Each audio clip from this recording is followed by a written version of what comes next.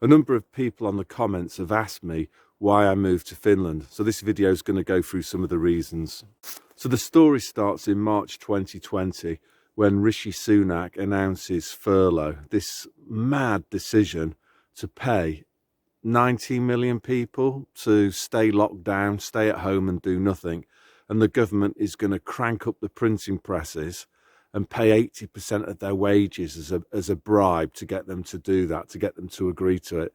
Now, for me as an economist, I knew that was going to cause inflation.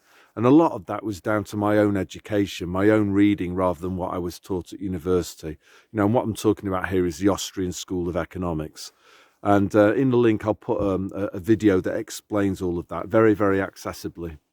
So at the time, as a family, this was a bit of an issue because we had quite a lot of our wealth tied up in government bonds and just in cash in a savings account. And obviously that was going to do very badly in an inflation. So we started looking at property in Finland. My wife's a Finn and our son is a Finnish citizen as well. And we thought, we'd always been thinking about maybe buying a place in Finland so that when he came to study here for university, he'd have a place to live, or, you know, maybe for us as a holiday home. Anyway, we started looking and we found some pretty nice property near a beach that I like called Pori. And my in-laws were also superstars in that they did a lot of the legwork on the ground. So we actually bought this house on their advice, basically. They went and saw it. We obviously saw the pictures on the internet, but we actually ended up buying this house, completing on it by August 2020. So for some people that would appear a reckless decision, you know, buying a house that you haven't even seen. But from my perspective, that was a much safer thing to do because the house was going to be a far better store of value than cash and government bonds in this inflation that the government was creating through all the money printing, not just for furlough, but for bounce back loans, help out to eat out. There was all sorts of inflationary criminality going on, especially in Britain. So throughout the summer 2020, I was doing what most people were doing, which was spending a lot of time online, looking at YouTube clips of people talking. And I remember watching a Jill Bates TED talk called Innovating, what was it called? Innovating to Net Zero. And he was talking about how climate change is a massive problem. It's caused by human beings. And according to Jill, the solution was either to reduce the world's population and or reduce per capita consumption of finite non-renewable resources. So, you know, from there, things start to make a bit more sense. And then you remember people like David Attenborough, all his programs where he's basically talking anti-humanism, you know, that human beings are a plague on the planet. You think about Prince Charles and his dad, you know, what did his dad say? Phil the Greek, he said something like he wished that he could come back as a deadly disease or something. And then there was Boris Johnson and his father writing books about depopulation and how it might be really great if we had something that reduced the cause of man-made global warming, you know, reduce the number of carbon emitting units, if you like. Then, you know, we had other things like, I remember reading this Paul Mason's book, Beyond Capitalism, which was basically hinting at technocracy. Then on top of that, you know, I started to watch World Economic Forum videos. They actually have a channel on YouTube that's still up there. You can watch all of these videos yourself. And the agenda couldn't be much clearer. It was an anti-human agenda dressed up in polite language, using the phrase sustainable development. You know, that human beings, we've got too many of them, and we also need to reduce the standard of living so that they don't trash the planet. And we need a reset to do that because capitalism isn't working, according to Klaus Schwab. I think something interesting as well is that I don't believe in you know, global climate warming change. And I don't believe that Davos man believes in it too. What I do think they believe in is that finite non-renewable resources exist, and we're burning through too many of those resources, which will mean fewer of them available for their grandchildren. Hence the need to conserve them now by reducing our consumption. I think they also believe in pollution, and I don't think they're particularly fans of that. And I remember even before District 91, thinking to myself and talking to my wife about it when we were flying, that this isn't going to last for much longer, because what benefit does Davos man have, the powers that shouldn't be, whatever you want to call them, the global predator class? What benefit do they get from people like us flying to Finland, or going on holiday to Israel, or going to Venice? In fact, as far as they're concerned, we're a nuisance, because there was hordes of plebs clogging up their favourite places. And, I could see the appeal from their point of view in reducing global peasantry and reducing their ability to move, and just clog up places like St Mark's Square in Venice, or Antibes in the south of France. Basically, these predators, they wanted their places back. I also remember Max Kaiser talking well before District 91 about Depop. I also came across, as many others did, the Diargle website, which had some pretty interesting information, not just on how many tanks and what type did the, Czech Republic Army have, and, very, very comprehensive website about the arms trade, basically. But what was really interesting was their population predictions for 2025. And some of the predictions were jaw-dropping. So I remember both America and Britain were looking at 70 to 80% falls in their population. That's what this website Diargle was predicting. So that was obviously concerning, because it was tying in with everything else that I'd found out. I also remember looking at what they predicted for Finland, and it was only a 5% reduction in population. That was the reduction, which is bad, but it's not as bad as a 70% reduction in population that was predicted for Britain. So again, I was thinking, maybe Finland could be a good place, because, if you were a globalist and you thought that the world was depopulated, maybe you wouldn't really want to get rid as many peasants in Finland, because it's already depopulated. Finland itself is a huge country. In terms of geographical area, it's bigger than the UK, and it only has 5 million people. So maybe Finland might represent the future that they want for the rest of the world. So anyway, I thought, well, that might not be a bad place to go to if they are actually pursuing this goal. My wife was also in touch with her family, and it wasn't the lockdowns weren't as fascistic as they were in Britain. So you could go for a drink in Finland and not have to give your name to the local SS. There was no rule of six, or basically face. You could wear your underpants on your face if you wanted to, but there was no legal compulsion for you to do so.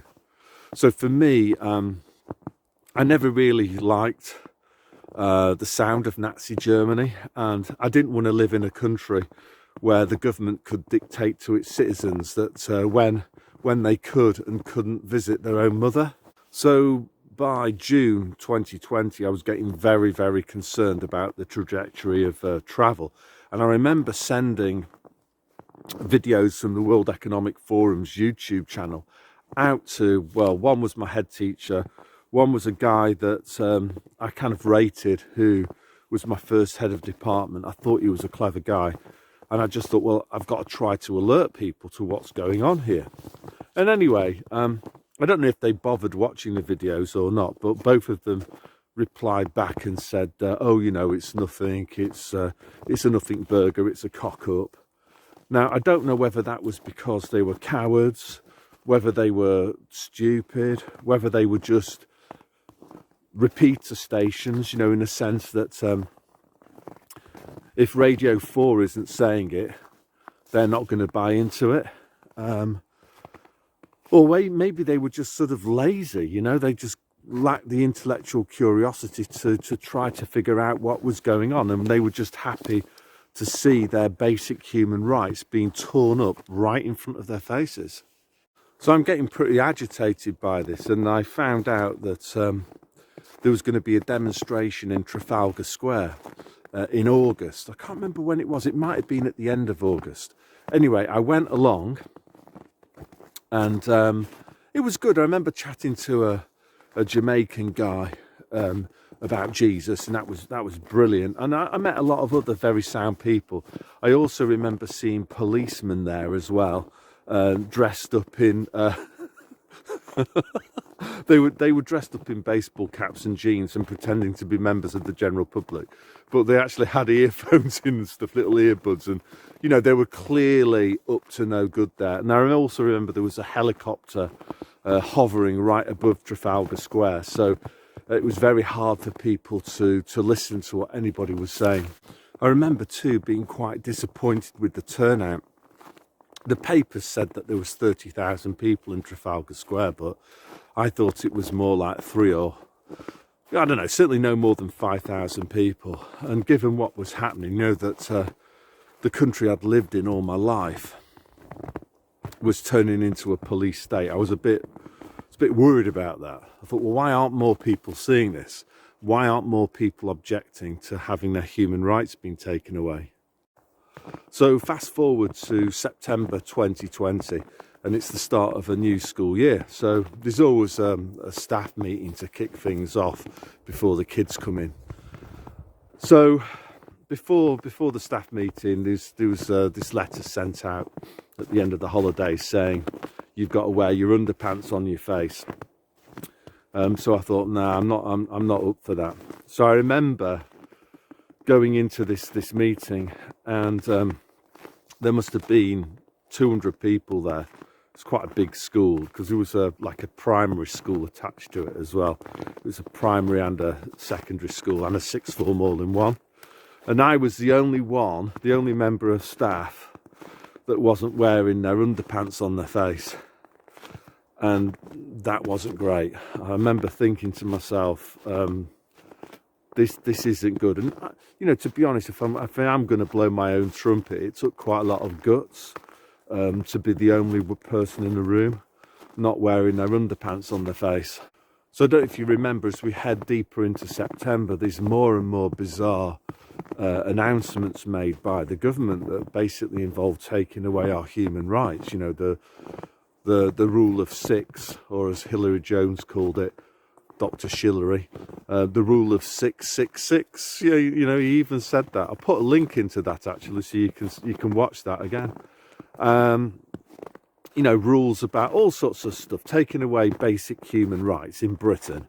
And what really freaked me out was that there wasn't even any parliamentary votes. And I remember trying to talk to people at school about it, and they just weren't interested at all. And I think at that time I started to be hauled in front of the head for one-on-one meetings, and I don't know whether some of them were like trying to claim I was insane or something, but basically I was bothered that we were seeing the end of a due democratic process in Britain. And you know, they were clearly crazy in the sense that they weren't bothered about that. So I think there was a second demonstration that I attended in London towards in September. Can't remember exactly when it was in September, but I came away from that pretty depressed actually, because seemed to me that there was fewer people in attendance than there was for the demonstration in August, and the police were more heavy-handed. And I didn't stay that long. I must have only stayed about an hour, because I could just see the writing was on the wall that they were going to come in and kick lumps out of people, which is what they did. So I remember coming back home, having a chat with my wife and my son. My son had just started at a sixth form college in Godalming, and you know, it was just outrageous. They were put on 1 week in college, 1 week distant learning, and I just thought, this is awful. We need to get out of here. So at that point, the decision was made that we were going to emigrate by, I don't know when it was in September, but sometime in September after that second demonstration, that was it. We were off at that point. I was still refusing to wear a face nappy at work, or, you know, they had them like Lady Diana plastic pipes. Sorry, I did promise that I wasn't going to swear on here, but, you know, like, how could anyone walk around with one of those? It's ridiculous, you know, absolutely ridiculous. So this, of course, I'm not saying that this was a direct consequence of me refusing to wear my underpants on my face, but the head moved me out of my old teaching room into what was a residential house that the school owned. So I was out of the way. And I remember the last time I was hauled into the head's office, the conversation turned to the Britney Spears and the Boosters. And I remember sort of saying to them that this isn't going to be a free choice. You're going to be coerced. And they said, oh, I remember one of them, she was called Claire, she said, oh, no, you don't seriously believe that they would try to coerce people into going to a concert, do you? You know, and I said to her, well, they won't be dragging people off to the concerts, but certainly what they will be doing is tying your ability to work to going to the concert. Anyway, at that time, I remember them looking at me like as if I was like some sort of conspiracy theorist or something. Anyway, time has been kind to my side of the argument and very unkind to their side of the argument. So in mid-November 2020, the delivery truck arrived and we emptied the house and we left to go to live in Finland. And yeah, I finished the academic year by teaching the students remotely, which didn't inconvenience them at all as it happened, because as you know, it all went remote anyway. So I taught all my lessons over Zoom, and obviously it makes no difference whether you're on your Zoom call in Guildford or on Zoom in your house in Finland. It makes absolutely no difference whatsoever. So my students certainly weren't disadvantaged. So we took our cars over, and I remember we caught a ferry from northern Germany all the way up to Helsinki. And I remember I think we got there by Saturday night. It's Lubeck, and got on the ferry, and the guy, you know, there was a Finnish guy there working as one of the stewards, and yeah, Finns have got a crazy sense of humour. So he started chatting, and he says, "Oh, why didn't you go up to the bar? It's on such and such a deck." So we went up there, and that was my first taste of freedom, because you didn't have to wear your underpants on your face when you were walking up to the bar. You didn't have to give your name and address to the local SS. It was like normal, how it was prior to March 2020. And already then, I thought, even for that one night of freedom, it's all worth it. So I've been living here now for 2 years, and I've got a legal right to live here on the basis of I've been married to a Finnish national for 22 years, and I've also got my son, who's also a Finnish national, who's 18. So You know, because again, occasionally on the comments you come across these kind of Remainer type people, and what they want to try and do is scare other people who've got more guts than them, who've got a bit of get up and go about them, who might be tempted to live abroad, try to put them into a fear state, to try to get them to rule that out and then say it's all down to Brexit. The truth of the matter is that I know people from Kazakhstan who are living here in Finland. I know people who are from India. I know people who are from obviously places like Afghanistan. So it is possible for people to legally live and work in Finland who aren't EU nationals. So, you know, that's something that I want to try to say about moving abroad is if you've got good skills, you'll normally find a way of living wherever you want to live in. And, you know, as I say, for like the Remainers, most of them don't. The biggest problem, I would say, for people that stops people moving abroad is inside their own head, right? So people that don't have the get up and go, it's quite a ballsy thing, really, to move to a new country, new culture, new language.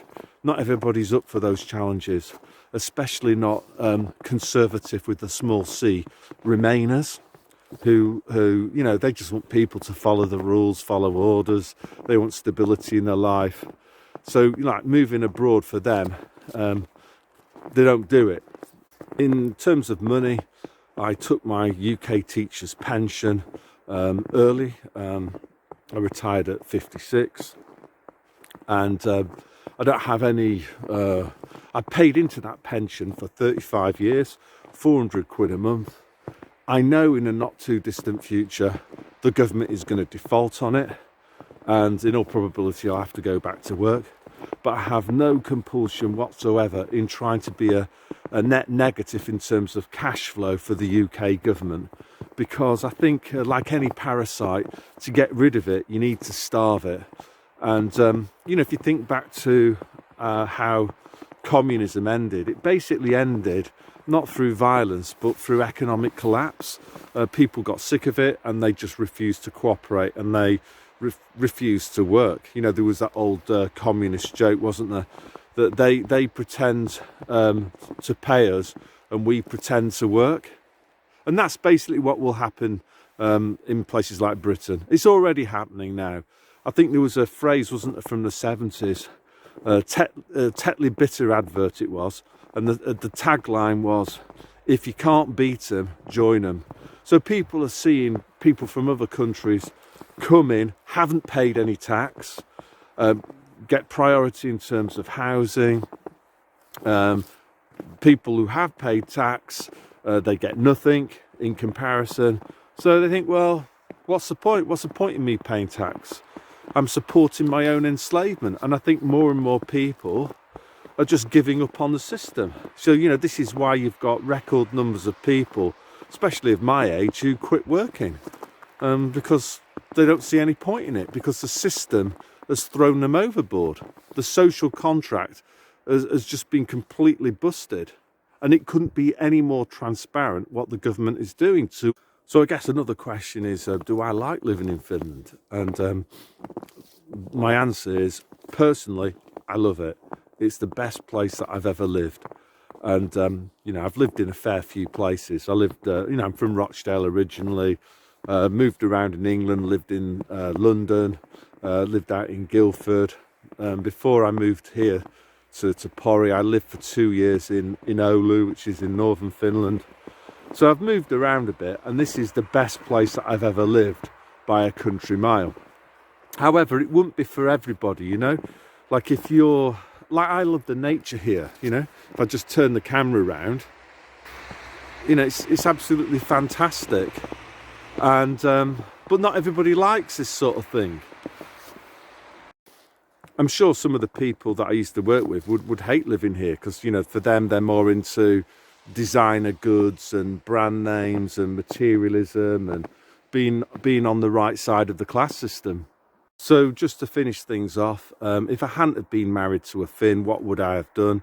I think the simple answer is that I would have again emigrated, and I'd have chosen a country that had an incompetent, corrupt government, basically, because I think in those sorts of countries you've got a better chance of living a freer life, because the government will be less organised and less able to impose some sort of digital tyranny on you. Which country would it have been? I don't know. I'd have had to have done some serious research. So with that, God bless.